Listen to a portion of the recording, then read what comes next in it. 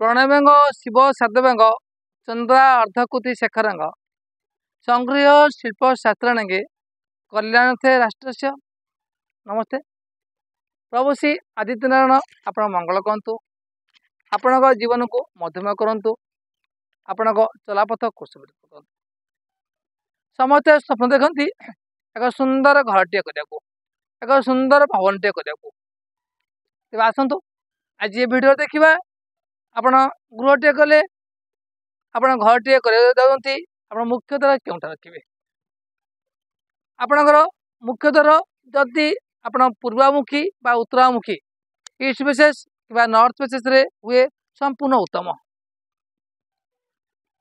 जगार अनुसार बेले बेले भी पश्चिममुखी और दक्षिणामुखी गृहटे करी आपण पूर्वामुखी कि उत्तरामुखी कर दक्षिणामुखी हो कि पश्चिममुखी हो तेरे मुख्यतः क्यों रखिए मुख्यतः आपण घर संपूर्ण वास्तु दोषर प्रतिरोधक हम वास्तु दोष को संपूर्ण अवसार कर आसतु मुख्यतः क्यों रखिए ता विषय संपूर्ण वीडियो देखिए।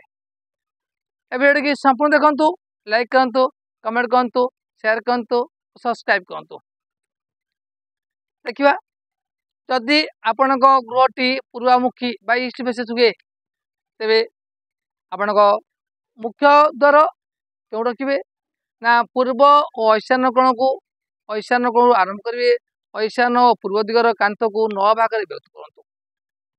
9 भाग में विभक्त कलापर आपण तृतीय भाग और चतुर्थ भाग में मुख्यतः रखु। जदि आपण घरटी पश्चिमामुखी हुए बा पश्चिमामुखी बा वेस्ट फेसेस हुए तेबे आपण मुख्यतः कौन रखिए जदि पश्चिमामुखी हुए बा वेस्ट फेसेस हुए ते वायव्य दिगरु वायव्य कोणरू आपण आरंभ करेंगे। पंचम और षष्ठ भाग में आपण मुख्यतः रखु। जदि आपण गृहटी उत्तरामुखी बा उत्तरामुखी ईस्ट फेसेस हुए नॉर्थ आपण उत्तरामुखी हुए बा नॉर्थ फेसेस हुए तेबे आपण वायव्य और उत्तर दिग मध्य वायव्य कोण और उत्तर कोण मध्य वायव्य कोण उत्तर दिग मध्य तृतीय और चतुर्थ आपण से कांथ को 9 भाग में विभक्त करूँ। तृतीय भाग और चतुर्थ भाग मध्य आपण मुख्यतः रखु। जदि आपण गृहटी दक्षिणामुखी बा साउथ फेसेस हुए तेबे आपण आग्नेय कोण और दक्षिण दिग मध्य आग्नेय कोण और दक्षिण दिगर कांथ मध्य को सेपरी 9 भाग में विभक्त करूँ। 9 भाग विभक्त कले आग्नेय कोण आरंभ करिकी षष्ठ भाग और सप्तम भाग मध्य आपण गृहर मुख्यतः रखु।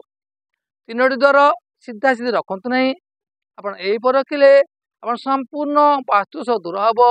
आपण गृह आपण मधुमय जीवन आरंभ करेंगे, आपण जीवन सुखमय हम। आपण यही अनुसार ही मुख्यतः रखु, आपण निश्चय मंगलमय हम। आ गृहर कौन वास्तुदोष रही। वीडियो की संपूर्ण देखिथारू आपको धन्यवाद। ईश्वर आपको आशीर्वाद करंतु। नमस्ते।